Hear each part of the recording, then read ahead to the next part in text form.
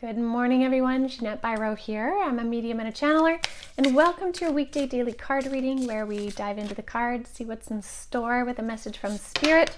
Woo, there's a jumper. This week I am using the Awakening Avalon Oracle deck, and these cards were really divinely channeled from my guides to help create a bridge for you to connect with your spirit guides. So if you feel drawn to them, there's a link below on how you can purchase them. And I hope you enjoy them. And to all of you that have purchased the deck already, thank you so much, you all. I just appreciate it so much. It means a lot. And I love that I was able to help bring through something from the spirit world to make tangible here so that you can all connect with it also and utilize that tool. It's this beautiful cyclical or complete circuit effect. And I'm so grateful. So thank you, as always. Now let's see what Spirit has to share. Before I finish shuffling, three cards jumped out. So let's look at what these are. Three important jumpers right now.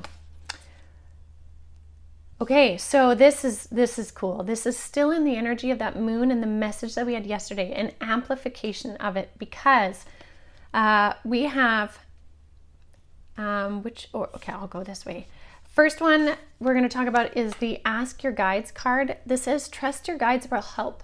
So this is really, I loved this imagery, and we chose this because it was like connecting in, making that connection point where this person's touching those sacred hieroglyphs on the wall, making that connection point with your guides. Your guides really want to reach into this world as you open up your connection to them to bring through encouragement information. Just like we got with talking to the moon yesterday.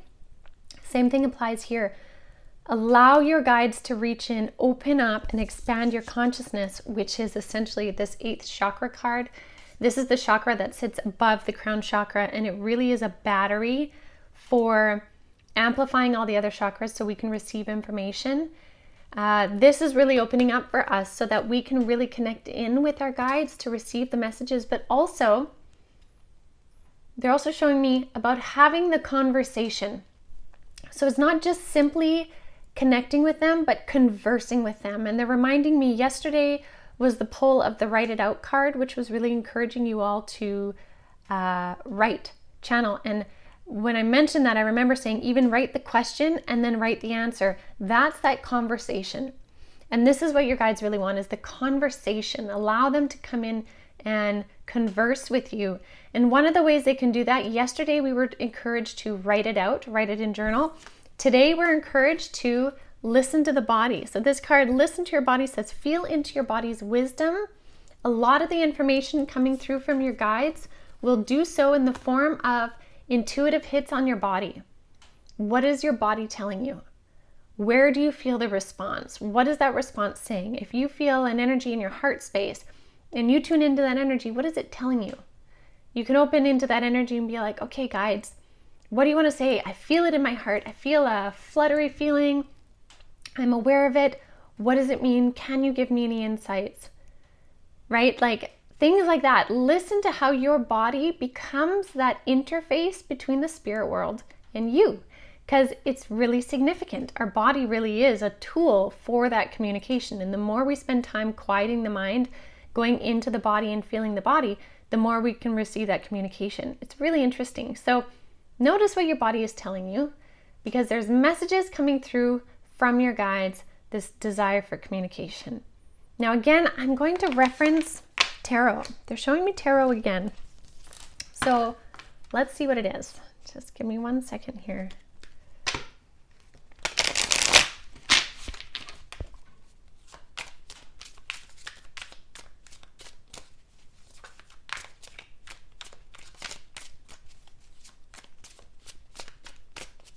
One more. Okay.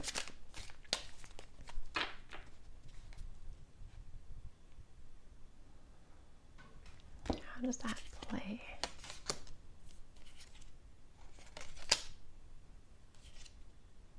Isn't that interesting? Okay, so remember we talked about these new beginnings, new manifestations, jump, leap, something new beginning. So that is the Page of Pentacles. It's an energy of something new coming in. Sometimes something new that is so surprising you couldn't imagine it would happen, but it does. It's like synchronistic events. Synchronistic events want to come in. Now, in order to allow them more ease and grace in coming in, we have to consider the sword energy. Now, swords represent the mind.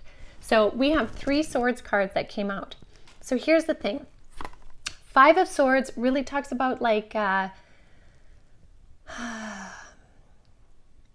sorry, I have my way of explaining it, but Spirit's wanting to come through and explain it.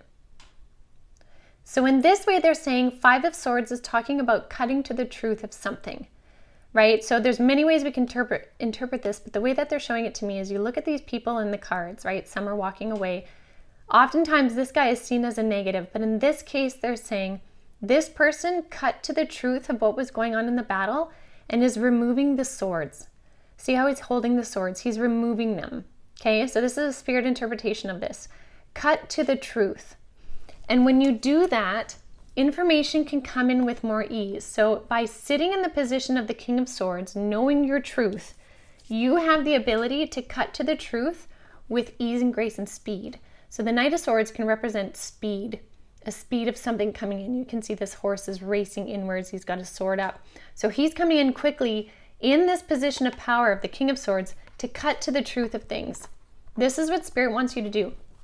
Cut to the truth of what is being shown to you, what the messages are. Find that personal truth to make way for this manifestation of these synchronistic events and new things. It all has to do with creating space for it, and that is getting straight to the truth of it, not allowing the musings of the mind to carry you away into all these different things of doubt or questioning. And I don't mean questioning in the positive way where we can ask more questions about something, but sometimes there's a point where we have to stop being in the mind and we have to do.